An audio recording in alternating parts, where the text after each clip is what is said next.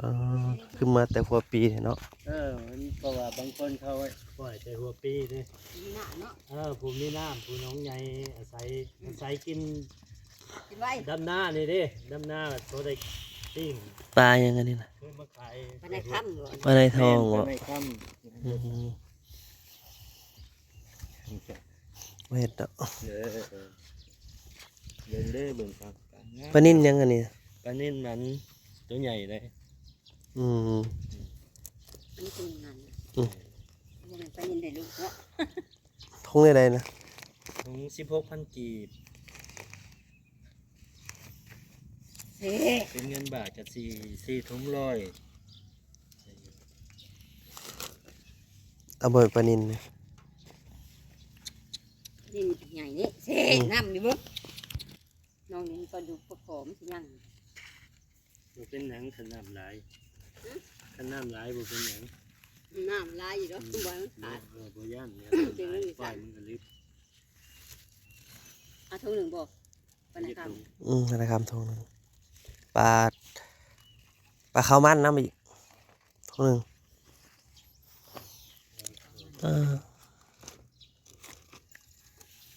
เอามาแต่ใส่กับลูกปลามาแต่สารคามมาฝากอยู่ที่นู่นเอาออกมาขาย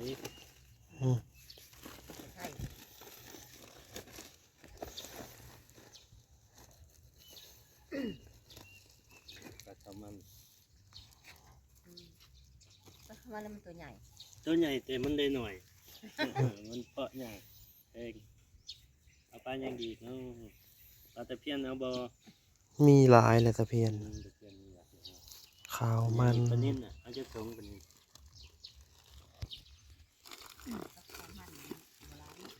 โบราณได้ปลาข้าวมันเลย10 โตบ่ใหญ่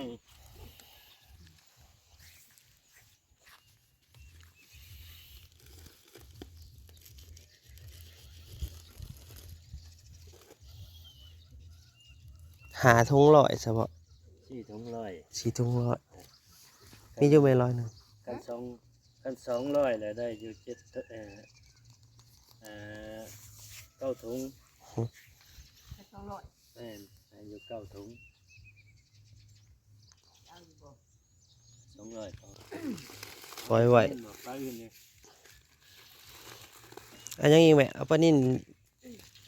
เอาปลานิ่นเอาปลายังอีกปลาข้าวมันอีกบ่ตักใหญ่หน่อยใหญ่มีทั้งใหญ่ข้าวมันปลาในเอาบ่ปลาในถุงหนึ่งบ่เอาไปได้ถุงเดียวปลา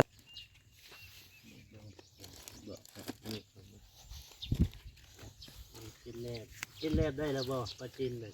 หลายแล้วเนาะลายแล้วไปกิน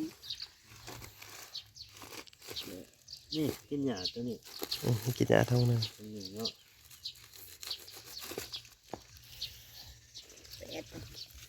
อีกทงนึงเอาไปยังไงเอาปลาในบ่เอาในค่ำอีกทงนึง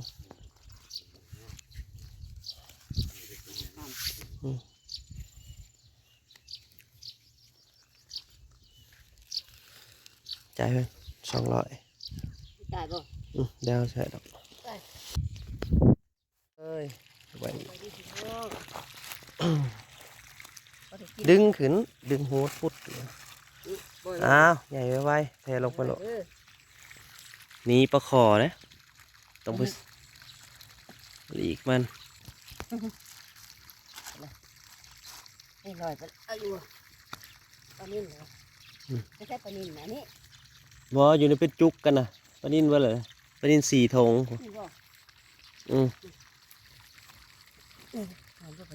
แมน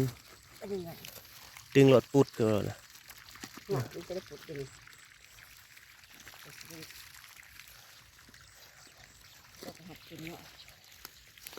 จะก็มาแต่เสาร์นี่เนาะน่าจะซื้อไว้ปล่อยเถอะมันย่าง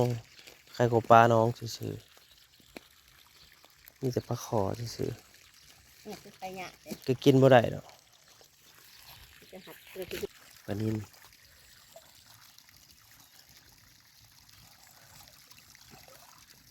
ปลานินมันเพิ่นว่า ต้องเบิ่ง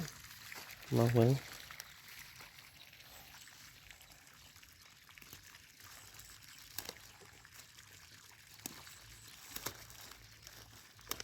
ตัว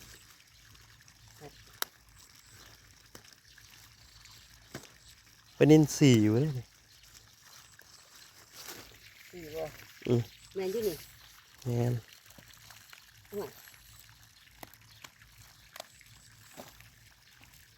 อันนี้ให้กันเนาะ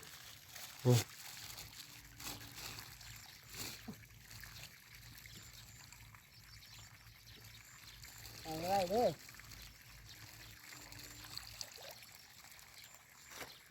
จะแม่นตัว แม่นปลานินสีทองซื้อ200 บาทแล้วเพิ่นบ่ได้แพง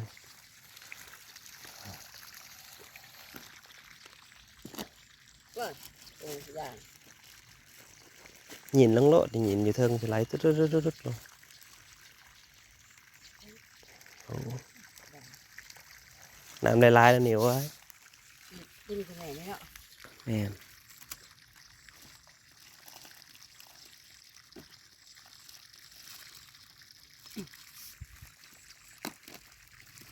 ติดอย่างนี้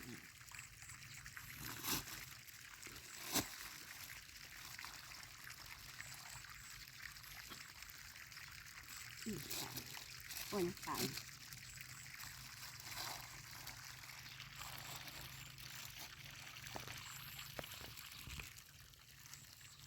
แล้วล่ะ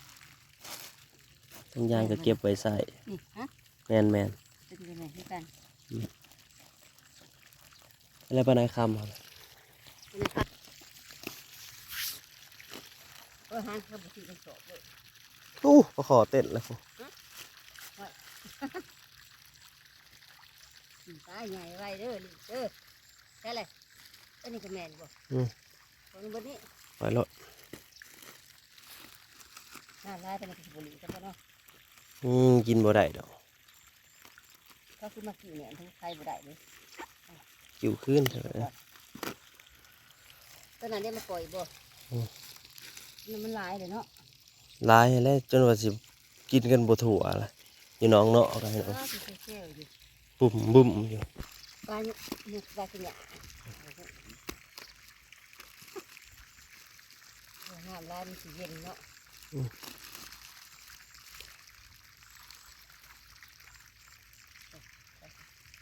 เขาก็ตัดทุกอย่างเนาะ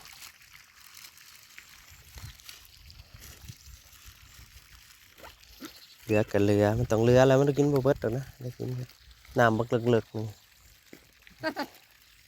น้ำมันลายอยู่สิน้องลุมมันปลายังมันสุกๆอยู่ น้องหนุ่มมันลายเลย เลยบ่อยากปล่อยเพิ่มน้องหนุ่มมันลายโพดล่ะจะน้อยปลานิ่นน้อยออกใหญ่เบิดเดี๋ยวกุ้ยเตรียมน้องอาญาโลดอะไรก็ได้จักสิเอาหยังให้มันกินหาแต่ขี้งัวแล้วมาให้มันกิน เวลาสีนวลก็ แล้วลงไว้ให้มันกินโลดเก็บไว้เบิดพี่น้องเก่าทงมันใหญ่เบิดก็แซ่บๆเลย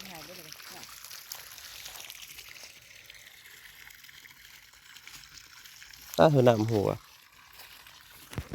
ปล่อยลงไปแหละเก่าทงพี่น้องเลยปลานิ่น4 ทงน้องนี่ปลานิ่นมันเพิ่นเนาะเบิ่งนำกันมันสิมันบ่มันนั่นแหละตัวนึงยังเติมน้ำอยู่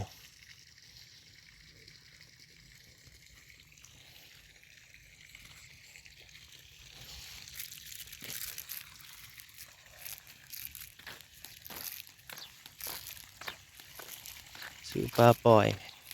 ให้กูไปซื้ออย่างอื่นได้ปลามันสิได้กินยามเฮาบ่มีแนวกินเนาะใหญ่มากเลยตอนนี้ก็มาขันดอกม่วงต่อเลยพี่น้อง สวัสดีพี่น้องขันหมวกเลย ม่วงหลายแน่สิเบิดละในต้นยังน้อยเดียวนะ เบิ้ลเลยมีเศร้าที่เก็บไปจะเต็มตา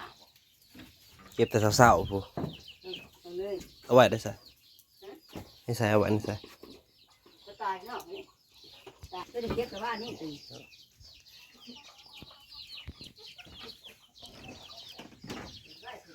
สิเบิดแล้วล่ะ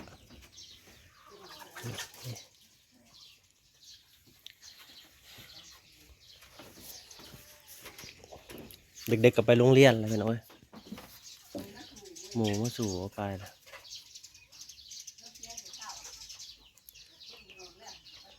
ต้องเที่ยงนาได้สาวๆให้ขึ้นมากับไปโรงเรียน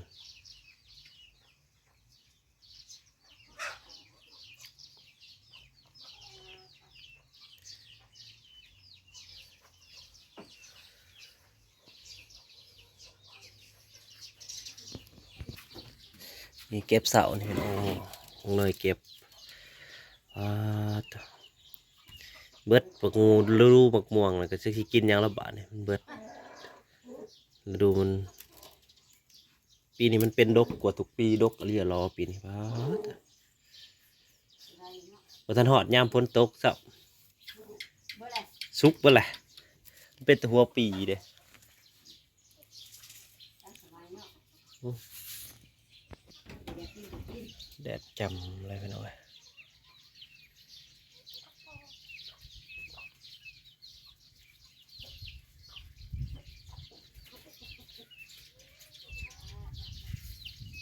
บ้านนี่บ่ได้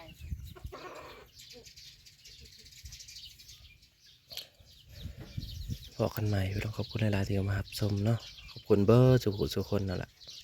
ให้ป้าปล่อยลงน้องแล้วเก่าทงพี่น้องเว้ยน้องใหญ่ปลานิ่นลายกว่าปลานิ่นสีทง เ